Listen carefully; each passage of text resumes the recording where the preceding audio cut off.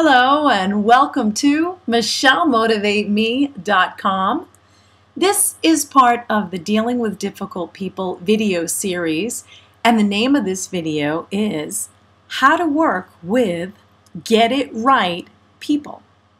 There are 4 personality types, and we are going to look at all 4 in this series, but in this particular video we're going to focus on the analytical. There's the expressive, the driver, the amiable, but again we want to put our attention on the analytical. What motivates the analytical? What is the analytical fear? How are they most effective, and when are they the least effective? So we're going to go through all of these topics, and I want you to be prepared to have the information so that you can use it when you need it. And are you an analytical? Think about that as you listen to this and watch this video. They're task-oriented, and they want to get those tasks done accurately and done right. They're a little bit of perfectionists. They're cautious. They act cautiously. They are slow to make decisions and get things done because they want to make sure that they have all the information that's necessary. So they act cautiously, as I just mentioned. We are going to give you a lot of information.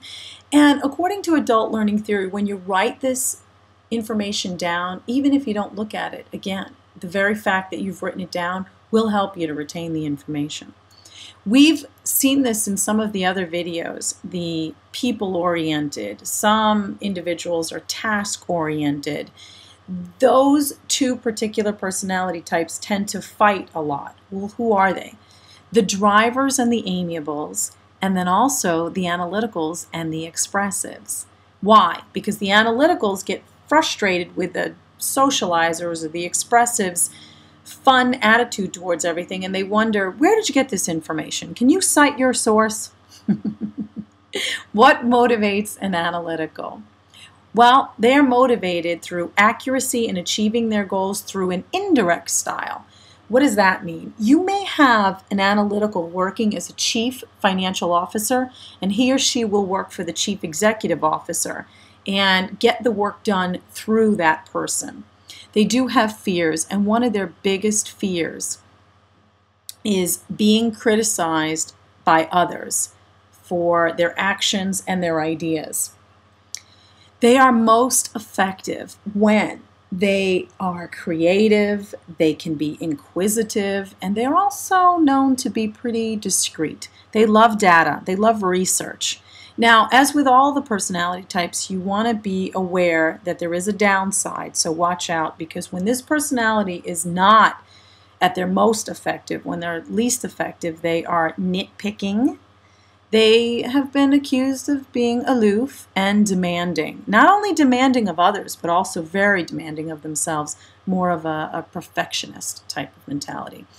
We did promise in this video that we would give you some ideas on how to work with this particular personality type, and I do have 7 of them. So let me give you the strategies right now.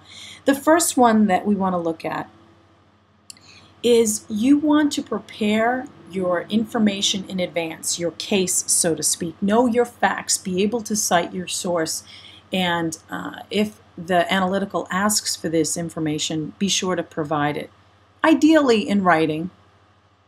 The next strategy is think of everything in terms of pros and cons. The analytical, more than any other personality type, loves the pros and cons list. So prepare it ahead of time rather than being asked for it if you know you're going to work with this personality type. And that includes if the analytical is a subordinate to you or in a superior position to you. Strategy number 3, focus on accurate data. Make sure, double check your information, because the analytical will. So you don't want to look foolish in his or her eyes. Next strategy. You do not want to give these individuals surprises, and I'm not talking about a birthday party or any type of social event. I'm talking about in the workplace.